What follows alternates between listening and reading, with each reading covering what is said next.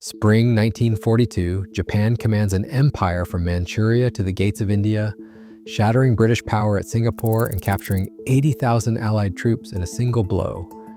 In just weeks, Australia braces for invasion, while 2 American battleships still burn at Pearl Harbor. Allied navies scatter as Japanese cruisers sink 20,000 tons in the Indian Ocean, and the United States reels, its Pacific Fleet crippled. But here's the thing. None of this made Japan's final defeat inevitable. How close did Tokyo come to turning early victories into a permanent Pacific order? Let's begin. Dawn breaks over Pearl Harbor on December 7, 1941. In under 2 hours, Japanese carrier pilots destroy or cripple 8 American battleships, leaving twisted hulls and oil fires streaking the sky. The attack kills 2,403 Americans, sailors, soldiers, nurses, and civilians. For Admiral Isoroku Yamamoto, age 57, this is the calculated opening move, a single, overwhelming blow meant to buy Japan time. He has warned his superiors in private memos and tense meetings that such a window might last 12, maybe 18 months. Beyond that, he has no confidence. He has seen American shipyards and knows what they can do. But now, the gamble is on. While the world reels from Hawaii, Japanese troops sweep through Malaya. By mid-February, they reach the gates of Singapore, the so-called Gibraltar of the East. On February 15, 1942, Lieutenant General Arthur Percival surrenders. 80,000 British, Indian, and Australian troops lay down their arms, the largest capitulation in British military history. In the chaos, a Royal Navy officer hunches over a battered radio, sending a final dispatch. "We have no alternative but to accept the terms imposed upon us." The message crackles out into the night, disbelief still heavy in every word. In just 10 weeks, Japan has shattered the myth of Allied invincibility. The map tilts overnight, American warships sunk, British Empire humbled, Australia left exposed. But here's the thing. Speed alone cannot secure an empire. Every mile gained on the map carries a hidden cost, and the clock Yamamoto feared is already ticking. Oil becomes the lifeblood of Japan's new empire almost overnight. As Dutch East Indies refineries fall, Japanese engineers rush to restore battered wells and pipelines. In Borneo, Sumatra, and Java, the occupation unlocks access to oil fields that once supplied more than half of Japan's peacetime needs. By the spring of 1942, tankers begin hauling crude north, enough on paper to replace the American embargo that had threatened to strangle the Navy just months before. But here's the thing. The oil sits thousands of miles from the home islands, and every barrel must run a gauntlet of Allied submarines and long, exposed sea lanes. The conquest solves the math of supply, but not the problem of movement. With the southern resources secured, Japanese strategists look west. In April, Admiral Nagumo's carrier strike force sweeps into the Indian Ocean. On April 5th, dive bombers spot 2 British heavy cruisers, HMS Cornwall and HMS Dorsetshire, off Ceylon. Both ships, each displacing nearly 10,000 tons, are sunk in a matter of minutes. The attack cripples a third of the Royal Navy's Eastern Fleet surface strength and sends shockwaves through Whitehall. British supply lines, already stretched thin, suddenly look fragile. Oil convoys bound for Egypt and India are rerouted around Africa, adding weeks to every voyage.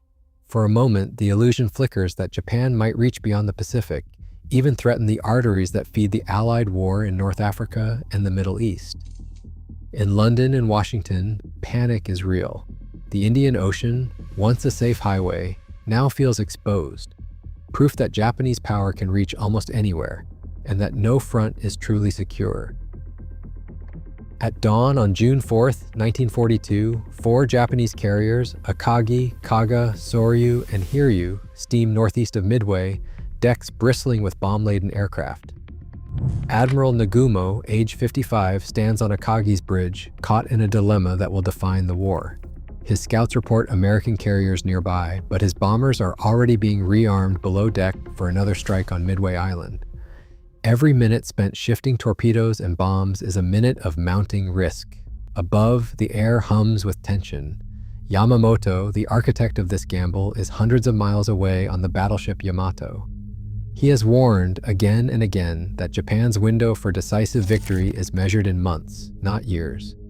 If ordered to fight, he once told his superiors, "I will run wild for 6 months. After that, I have no expectation of success." But here's the thing, the Americans have broken the Japanese naval code. Admiral Chester Nimitz, age 57, has set a trap. U.S. carriers, Enterprise, Hornet, and the battered Yorktown are waiting, their decks launching wave after wave of torpedo planes and dive bombers. Lieutenant Commander Wade McCluskey, circling above in a battered SBD, spots the faint wake of a Japanese destroyer and follows it straight to Nagumo's fleet. At 10:22 a.m., in the space of 5 minutes, American dive bombers descend out of a clear sky. Akagi, Kaga, and Soryu erupt in flames. Hiryu's counterattack cripples Yorktown but cannot turn the tide.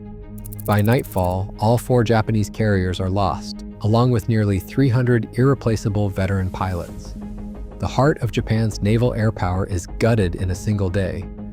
Midway is not just a defeat, it is the end of Japanese offensive momentum. Yamamoto's prophecy becomes reality. The Imperial Navy will never recover its striking power, and the war's outcome is no longer in doubt. Night after night, Japanese destroyers race down the slot. Black water, no lights, engines straining. The men call it the Tokyo Express. Each run carries sacks of rice, drums of fuel, crates of ammunition, and sometimes shivering reinforcements packed shoulder to shoulder. But American planes and PT boats hunt the convoys relentlessly. By the time the campaign grinds toward its end, more than 50,000 tons of Japanese supplies have been lost to the sea. The numbers are stark. Nearly 25,000 Japanese soldiers die on Guadalcanal, most not from bullets, but from hunger and disease. The jungle claims as many as the enemy does. On the water, destroyer captains write in their diaries about the strain, fuel running low, hulls patched with whatever is on hand, the constant fear of being caught in the open at dawn. Each successful run is a small victory, but each loss cuts deeper. The supply chain grows thinner by the week. American submarines and aircraft pick off transports, and every sunken ship means less food, less medicine, fewer bullets for men already pushed to the edge. Back in Tokyo, staff officers still talk about the enemy's supposed weakness. The phrase appears in diaries again and again, "The enemy will soon lose the will to fight." But here's the thing, this belief, born from early victories in Malaya and the Philippines, blinds commanders to reality. The Japanese call it shori bio, victory disease. Overconfidence stalls hard decisions. Withdrawal is delayed until the garrison is nearly gone. By February 1943, the last survivors slip away under cover of darkness, leaving behind a wasted island and a navy that can no longer afford the cost of holding ground so far from home. In the aftermath of Midway and Guadalcanal, the conversation inside Tokyo's war rooms shifts from conquest to calculation. Japan's foreign ministry drafts internal memos weighing the possibility of a diplomatic settlement that could lock in the empire's vast new perimeter from Manchuria through Indochina to the oil fields of the Dutch East Indies.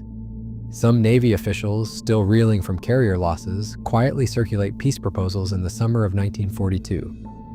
One draft, never formally presented to Washington, suggests halting hostilities in the Pacific while the Allies remain locked in Europe, in exchange for recognition of Japanese control over its new sphere. Yet these overtures never move beyond paper. The Army refuses any deal that does not guarantee its vision of the greater East Asia co-prosperity sphere. Across the Pacific, President Franklin Roosevelt faces his own political calculus. The combined chiefs of staff, meeting in Washington and London, reaffirm the Europe First strategy. Germany remains the main enemy. Churchill presses for more resources in Asia, fearing British colonial collapse, but American war planners hold firm. Public opinion, measured by Gallup polls in late 1942, shows a divided country.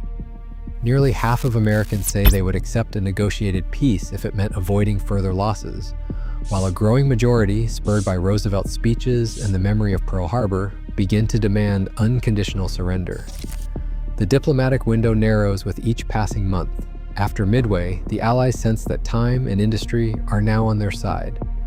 The chance for a negotiated Pacific settlement fades, replaced by a grim resolve to fight on, no matter the cost.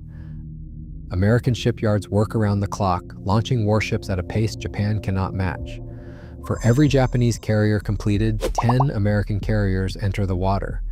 A United States fleet carrier takes about 20 months to build. Japan needs 30 to 36 months if resources hold out. The War Production Board's records show more than 1,000 major American warships produced, compared to just over 100 for Japan. Aircraft roll off United States production lines 12 times faster. The Pacific becomes an American lake, crowded with new ships and fresh crews, while Japan struggles to repair what is left. By summer 1945, the arithmetic is absolute. Then on August 6, 1945, a B-29 drops the atomic bomb on Hiroshima. 3 days later, Nagasaki is destroyed. The shock is immediate and final. Any hope of negotiating from strength disappears. The industrial gap, already unbridgeable, is joined by a technological gulf. The war's outcome is determined by production lines and atomic fire. Japan's gamble was bold, but the math of war, oil tonnage, carrier production, and industrial scale proved unforgiving. Today, the illusion of quick victory still tempts nations to overreach. History's real hinge isn't a single battle, but the limits we see or refuse to see in our own ambitions.